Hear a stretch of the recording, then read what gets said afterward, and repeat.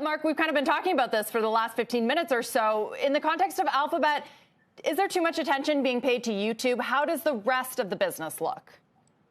Yeah, first off, thanks for having me. It certainly felt like yesterday's earnings call wasn't a Google's earnings call. It was a YouTube earnings call, given the volume of questions and focus surrounding it. But in our view, YouTube probably accounts for roughly 15% of Google's valuation. So we understand why, people are paying attention to it. But the rest of the earnings are actually quite good.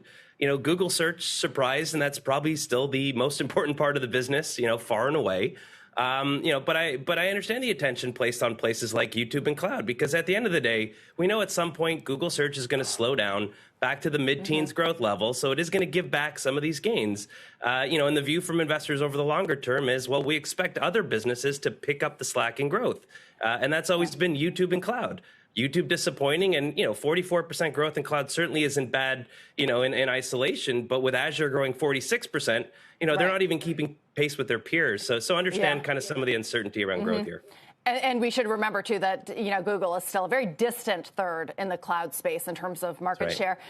Mark, CFO Ruth Porat has always been very clear in capital allocation. She always says that they're going to be investing back into the business. They're going to be strategic about it. I often ask her if they're ever going to do a dividend. It doesn't feel like it. We had that $70 billion buyback. What are the chances that Alphabet changes that strategy and does more in terms of returning capital to investors? Yeah, it's hard for me to say. I think I was actually pleasantly surprised on the aggregate operating margin. So even though they're increasing spending, and they've certainly talked a lot about some of the new real estate and offices they're bringing on board and re-ramping up hiring, aggregate margins actually held up quite well, kind of close to that 30% level. And that's in an environment where they face about a 300 basis points headwind from FX, which, I think is even bigger on the operating margin line. So, we certainly have the announcement about potentially increased buybacks. And if we think Google's cheap here, which I do, I'd expect them to increase the cadence of the buybacks. And I would imagine, this could be a pretty opportune time to look for some strategic M&A. Mark, YouTube Shorts now averaging over 30 billion daily views, 4 times as much as a year ago.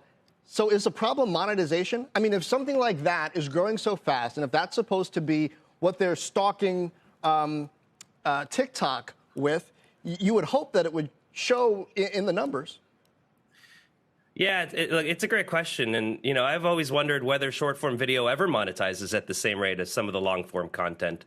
And I'd look at shorts as a way to just keep creators creating for YouTube. But, I think the headwinds are real. You've got a market where we're just spending less time online. Certainly some time moved away to TikTok and dollars flowed with it. And you've also got more competition on the connected TV side, where we've certainly had announcements from Netflix getting in advertising, certainly some of the major studios pursuing it as well. So I think on all fronts, it's an increasingly more competitive environment for, rewind a year ago, YouTube effectively had a monopoly on the entire space.